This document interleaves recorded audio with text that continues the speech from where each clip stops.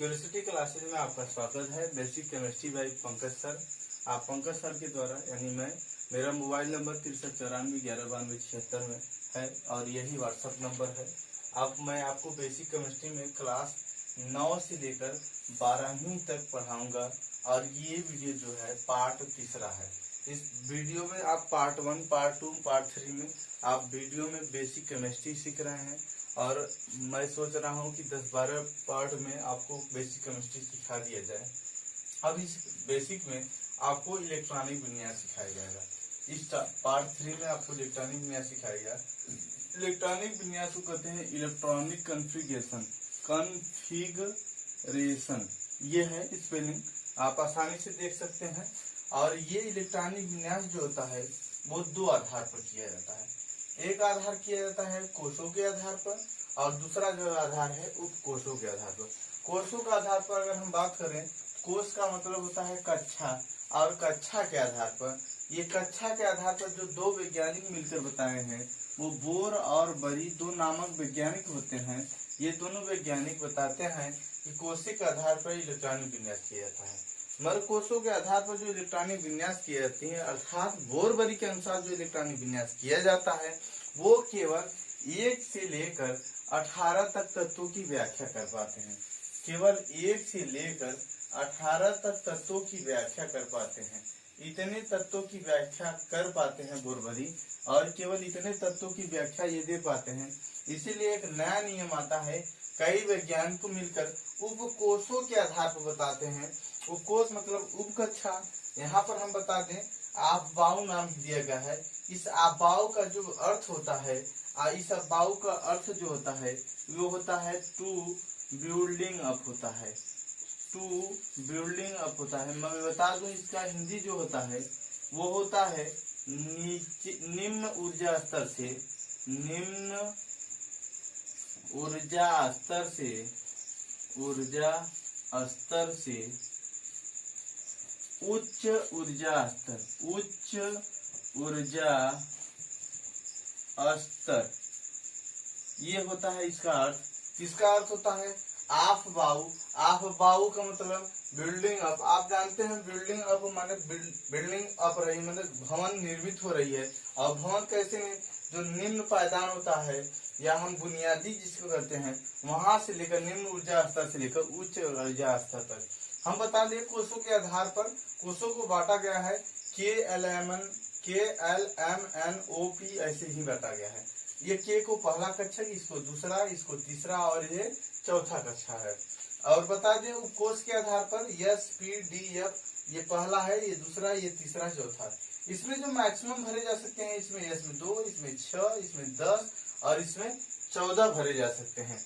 आप अगर हम बात करें कोषों के आधार पर अर्थात बोरबरी के नियम के अनुसार हम बता दें तो इन्होंने कहा पहले नियम में कि किसी भी कक्षा में 2 यानी स्क्वायर से अधिकतम इलेक्ट्रॉनों की संख्या जो होगी वो केवल कितने होगी, 2 यानी स्क्वायर। अर्थात अगर हम K कोष की बात करें, K कोष का अर्थ है 1 और 1 में ये 2 यानी स्क्वायर होता है और n स्क्वायर मतलब n का वैल्यू जो दिया है 1, तो हम रखेंगे 2 गुणे 1 गुणे 1, क्योंकि यहाँ पर हम n का मान रखेंगे। n का मान कितना है 1, इसलिए वैल्यू हमारा K कोष में अधिकतम जो इलेक्ट्रॉन भरेंगे 2। इसी तरह हम आ जाएंगे L कोष में भरेंगे 2 यानी स्क्वायर से, तो हो जाएगा क्योंकि है वैल्यू 2 है, जब बोलो 2 का वर्ग करेंगे तो 2 का वर्ग 4 होता है और 4 दूना कितना हो गया 8, ये हमारा आ गया 8। इसी तरह से और हम करेंगे कि अगर 2 n का वैल्यू 3 का है, 3 का वर्ग कर देंगे, ये m के लिए बता दें तो ये 3 का वर्ग होता है 9 अर्थात इसमें 18। इसी तरह से इसमें 4 का वर्ग 16 दूना 32 हो जाएगा। इसी तरह से अगले में 50 होगा। ये किसी भी कक्षा अगर K कोष भरना है तो 2 से ज्यादा नहीं, L कोष में 8 से ज्यादा नहीं, इसी तरह 18 से 32 से ज्यादा। ये अधिकतम इलेक्ट्रॉनों की संख्या, आप बात ध्यान पूर्वक समझेंगे, इससे ज्यादा इलेक्ट्रॉनों की संख्या नहीं भरी जाना है। कोषे के आधार पर मैं आपको इलेक्ट्रॉनिक विन्यास बता देता हूँ। जैसे यहाँ पर मैंने 1 से लेकर एल्युमिनियम तक 13 तक तत्वों को लिखा है, जो कि 18 तक तत्वों की व्याख्या किया जा सकता है। और के की बात करें तो ये कहता है मुझे अधिकतम 2 चाहिए, मगर मेरे पास है केवल 1, इसलिए हो जाएगा 1 विकर्ण। इसे 2 होना ही है क्योंकि 2 ही है। इसके पास अधिकतम 3 है, मगर ये पहले कोष में 2 लेगा तो एक जो बचा अगले कोष में चला जाएगा। इसी तरह इसमें 2 अधिकतम लेगा, जो शेष बचा इसमें चला जाएगा। ये बात करें 5 लिखा गया है, इसमें पहले में 2 अधिकतम हो गया, शेष बचा इसमें चला जाएगा। इसी तरह पहले में अधिकतम 2 शेष बचा इसमें 4 आ जाएगा, इसमें अधिकतम 2 इसमें शेष 5 आ जाएगा, अधिकतम 2 6 आ जाएगा, अधिकतम 2 7 आएगा, अधिकतम 2 8 आएगा। और यल की हम बात कर दें तो कह रहा है 8 से ज्यादा इलेक्ट्रॉनों की संख्या आप नहीं भर पाएंगे। जब इसमें 8 से ज्यादा इलेक्ट्रॉनों की संख्या नहीं भर पाएंगे तो ये बात करें इसमें पहले 2 इसमें 8 और ये तीसरे कक्षक में कूद जाएगा 1, इसी तरह 2 8 2, इसी तरह 2 8 3, 1 से लेकर 18 तक तत्वों का आप जो है इलेक्ट्रॉनिक विन्यास, ये के कक्षा है, ये यल है, ये यम है, ये यन है, इसी तरह से मैंने दर्शा दिया है। आप लोग आसानी से देख सकते हैं। और देखिए इस क्लास में आपको बताना है कि अब आप लोगों को इलेक्ट्रॉनिक विन्यास अबाव के नियम के अनुसार बताएगा। अबाव का मतलब हमने बताया टू बिल्डिंग अप, जिसका अर्थ होता है निचली कक्षा से ऊपर वाली कक्षा तक, या हिंदी भाषा में बता दें नीचे निम्न ऊर्जा स्तर से उच्च ऊर्जा स्तर तक। इसमें हमने बता दें उपकोष जो होता है यस पी डी एफ होता है, ये 4 उपकोष होते हैं। इसको पहला उपकोष, इसको दूसरा, इसको तीसरा और ये चौथा। इसमें मैक्सिमम इलेक्ट्रॉनों संख्या 2, डीपी में 6, डी में 10 और एफ में 14। मैं बता दूं जिन बच्चों को एक बार में नहीं समझ में आए तो वो वीडियो को बार बार देखें, जिससे आप लोगों को बार बार देखने से आसानी से समझ में आ जाएगा। मैं आपको इस ट्रिक को थोड़ा सा आप देखते हैं, किताब में देखते हैं तो ऐसे सर की तरह टेढ़ा मेढ़ा बना रहता है। इस ट्रिक को थोड़ा सा कठिन पड़ता है तो मजेदार ट्रिक बताता हूँ आपको। पहले आता है यस, तो आप यस का वर्क कर दीजिए, फिर आता है पी। ऐसे तो देखेंगे तो यस पी डी एफ आता है, मगर उल्टा करना है। पी एस का वर्क करेंगे, इसी तरह डी पी एस का वर्क करेंगे, इसी तरह एफ डी पी एस का वर्क करेंगे। इससे क्या फायदा होने वाला है वो आइए देखते हैं। हम एस का वर्क करते हैं 2 बार, इसी तरह से पी एस का वर्क करते हैं 2 बार, डी पी एस का P S D P S D P S D P S. और आप लोगों को एक बार शायद मैंने भूल गया हूँ और बता दूं कि क्या होता है। यहाँ पर यस का वर्ग, पी एस का वर्ग और डी पी एस और आपको लास्ट आएगा एफ डी पी एस और एफ डी पी एस। आपको कैसे लिखनी है संख्या? बिल्कुल आसान तरीका है। आप यस की शुरुआत 1 से करेंगे, क्योंकि यहाँ लिखा है यस की शुरुआत कितने से करनी है? 1 से। 1 2 3 4 5 6 7 और ये 8 हो गया।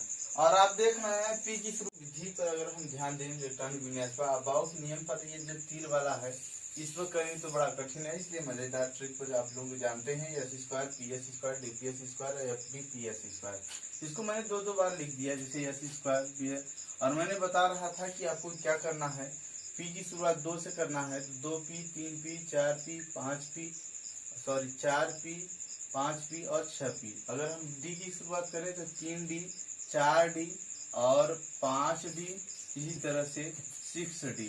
और एफ की शुरुआत की हम बात करें तो हम 4f और 5f, ये हम शुरुआत करते हैं। जैसे मान लीजिए हमें इलेक्ट्रॉनिक विन्यास करना हो हाइड्रोजन की, तो हमें पता है ये हम केवल यस स्क्वायर करेंगे। तो यस स्क्वायर में हमें पता है कि अगर यस की बात करें कितने भरे जाते हैं 2, इसलिए केवल 1 यस लिखते हैं। और इसमें भरे कितने जाएंगे 1। कम से कम कुछ भी भरे जाए और अधिक से अधिक आपको जब भरी जाए तो अधिक से अधिक ध्यान देने योग्य बातें हैं। तो जो कहा जाए कम से कम कुछ भी भरा जाए, अधिक से अधिक है। जैसे ये भी बात करें तो 1s2, इसी तरह से बात करें यस स्क्वायर कर दीजिए तो 1s2s, इसमें 2 भरेंगे, हमारे पास बचा 1, इसमें 1। इसी तरह आप यस स्क्वायर कर दीजिए 1s2s, इसमें भी 2, इसमें भी 2। यस स्क्वायर कर दीजिए 1s2s, उसी तरह ps, ये 2p से शुरू करते हैं, इसमें 2 भरा जाएगा, इसमें 2 और इसमें 1। इसी तरह से हम बात करते हैं यस स्क्वायर कर दीजिए और गिनती कर दीजिए 1s 2p, इसमें मैक्सिमम 2, इसमें भी 2 और इसमें मैक्सिमम 6 भरा जाता है। हमारे पास बचा कितना है 2। और बात करें 1s2, इसी तरह से 2s2, इसी तरह 2p3। आप देख रहे हैं एक एक संख्या बढ़ा है, एक एक संख्या बढ़ाकर आप भी आसानी से इसको लिख सकते हैं। 2p4 हो जाएगा। इसी तरह से 1s2, 2s2, 1s2, 2s2 और 2p5 हो जाएगा। मैं जोड़ लेता हूँ यहाँ पर आपको, ये 9 हो गया। 2 2 4 4 5 9। इसी तरह से मैं बता दूं 1s2, 2s2 और 2p6, ये भी क्लास पूरा भर गया। अब जब भर गया तो अगले में हम चले जाएंगे 11 में। तो 1s2, 2s2 और 2p6, अब 3s1 आएगा। आप देखेंगे क्योंकि s स्क्वायर ps स्क्वायर ये होता है, ये बात की है। तो ये 3s ब्लॉक में एक आएगा। आप इलेक्ट्रॉनिक विन्यास को आसानी से कर सकते हैं। ये जो अबाव नियम होता है, ये आप जितने भी तत्व खोजे गए हैं, तत्व हमारे खोजे गए हैं जो 128 तक, मगर प्रयोग में अभी तक 118 तक ही लाया गया है। 118 तक के आप इलेक्ट्रॉनिक विन्यास इसी विधि द्वारा कर सकते हैं। मैं अभी बता रहा हूँ कि इलेक्ट्रॉनिक विन्यास की सहायता से, बोरबरी की सहायता, इलेक्ट्रॉनिक विन्यास की सहायता से बोरबरी के नियम में हम इसको सिद्ध कर सकते हैं कैसे होगा। आप अच्छे तरह से इस वीडियो को देखें और ज्यादा से ज्यादा शेयर करें, कमेंट करें, लाइक करें और बताएं इसमें कौन से ऐसी टॉपिक है या कौन से ऐसे इलेक्ट्रॉनिक विन्यास जो आपको नहीं समझ में आ रहे हैं, इसको आसानी से देखें। आप लोग बताया जाता है या बाउ नियम की सहायता से बोरबरी नियम की व्याख्या और संयोजकता ज्ञात करना। आप लोगों को ये लिखा गया है एक बार, और ये इसलिए लिखा गया है, मैं आगे जाकर बताता हूँ।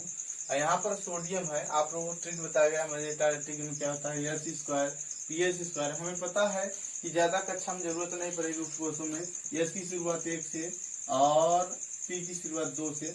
इसमें अधिकतम जो इलेक्ट्रॉनों की संख्या 2 भरा जाता है, s में भी 2 और p में अधिकतम 6, इसमें 1। मैं बता दूं इसकी, ये जो 1 है वो k कक्षा है, ये 2, ये 3 है और ये 4 है। अगर हम अबाव की सहायता ले रहे हैं तो देखिए ये 1 के कक्षा में कितने इलेक्ट्रॉन भरे गए हैं, 2 इलेक्ट्रॉन भरे गए। देखिए 2 वाला दिख रहा है, ये 2 है और ये 2 है। 2 में कितने इलेक्ट्रॉन भरे गए हैं, 8। पी में और तीसरे यम में, ये तीसरा मतलब यम कोष दिख रहा है, इसमें कितने भरे गए हैं, 1। मैं यहाँ आपको थोड़ी सी संयोजकता के बारे में वाकिफ कराना चाहता हूँ। जो 1 2 3 धन में लिखा है और ऋण में क्यों लिखा है, ये बात बता दें।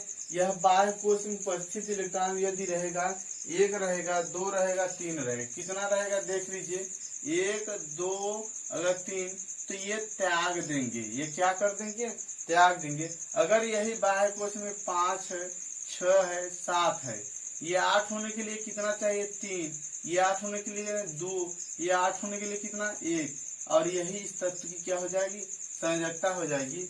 यही कारण ये इतना ग्रहण करता है। तो ये ऋण 3, ऋण 2, ऋण 1, ये ऋण 3 वाला 5 में 3 कितना जाएगा, ग्रहण करेगा तब 8 हो जाएगा 3।